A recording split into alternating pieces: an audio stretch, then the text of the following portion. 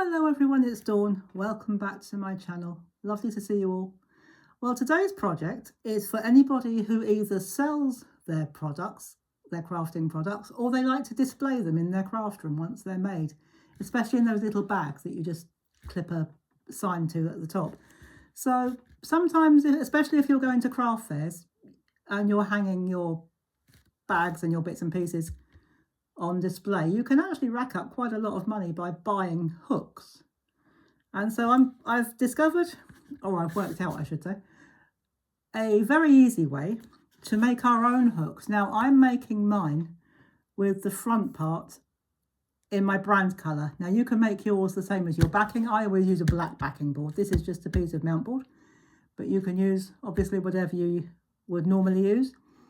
As I say, I'm using my brand colour, which of course, if you know me well, is orange.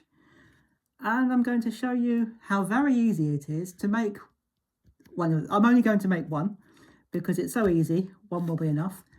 And you can make as many of these as you like. And once they're done, if you've got a board or a display board that you always use, you can stick these to your board. You can put a piece of, this is just a piece of foam pad on the back, stick it where you want them, and you can use it each time and you don't have to buy any more hooks. And if you need some more, if they wear out, you can just make another one or make a few more.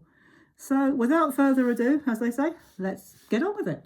So I'm going to put that one just out of shot, and I'm going to take my board away because I don't want that getting gummed up with anything. So I'm going to put that down there. And this is a great project to use your scraps. So if you've got things like scrap card or scrap mount board, you don't have to use mount board. Any thick card will do, although I wouldn't recommend using cardboard box card because it's a bit flimsy. If you've got shoe boxes, that's ideal, but any thick card except cardboard boxes will be perfect for this project. And if you haven't got that, use about 2 or 3 layers of cereal box and cut that down to size and use the grey bit on the back. So there are plenty of ways you can use the thickness if you need it. So I'm going to start off with the wire. Actually, we will need wire. This is just ordinary craft wire. It's not it's nothing expensive. It's not the expensive jewellery wire you can buy. Although if you've got jewellery wire, that's absolutely perfect. But this is the inexpensive craft wire that we can buy in just about any craft shop or a shop that sells craft products. And you will need, to make a small hook, you will need about 3 inches. You don't have to be exact. And what we're going to do, we're going to start with the hook and then we're going to make the base. So what you need to do first of all is bend your wire in half like that. Hold on to the ends about, I'd say about 1/2 inch, and then pinch it together. Now if you want to use, I always use my fingers, but if you want to use pliers to pinch it together, if you find that easier, it will make it finer. So you can use your pliers. Having said that, I actually find it easier to use fingers, but if you want to use your pliers to pinch it together, that's absolutely fine. But do you know what? I'm going to give up with the pliers and use my fingers. But it doesn't have to be completely closed, as long as it's just pinched. And it's not, what do you know, when I made the first one, I didn't have any trouble with it. Now we're on camera, it's giving me trouble. So it does go together eventually. Actually, do you know what? That'll probably do. And then take that bit, so leave about 1/2 inch. And then what you need to do, this bit here, the one that you've just pinched, I promise you it's not that difficult. Just bend it up like that. So we're going to bend it so that it's into a hook. And that bit here, these 2 spokes here, we're going to pull out flat. So now you've got a hook that looks like that, although we are going to push them back up again in a minute, so you don't have to push them out, but that's what it will look like when we attach it to our base. So we will need our card. Now if you're going to use the same colour as your base, you do that. If you want to use white, any colour you want, that's entirely up to you.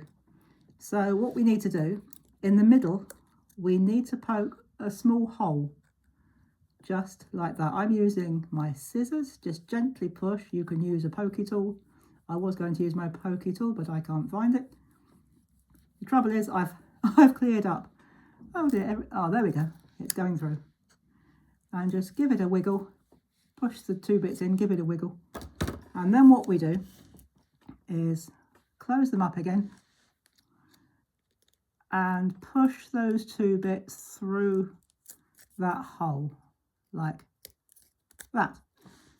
So push it through. It does go through. It's only card, so it'll go through quite easily. We'll work out the hook in a minute, but then what we need to do, grab hold of these little legs and splay them out like that, so that they're nice and flat. We'll work on the hook in just a second.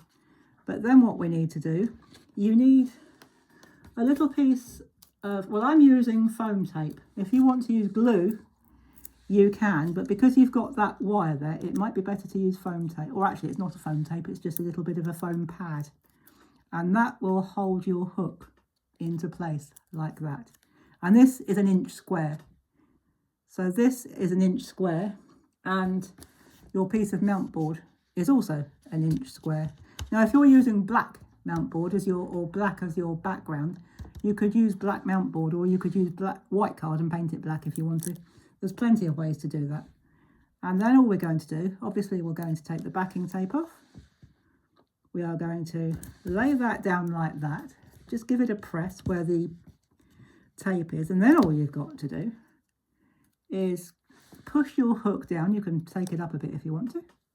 You can just arrange it and play with it until you're happy with it. That one will be a bit longer than the other one, but that doesn't really matter. But there you go. In no time at all, there's one, there's another. They're slightly different, but that's fine. You can just adjust it, the depth and the height, until you're happy with it.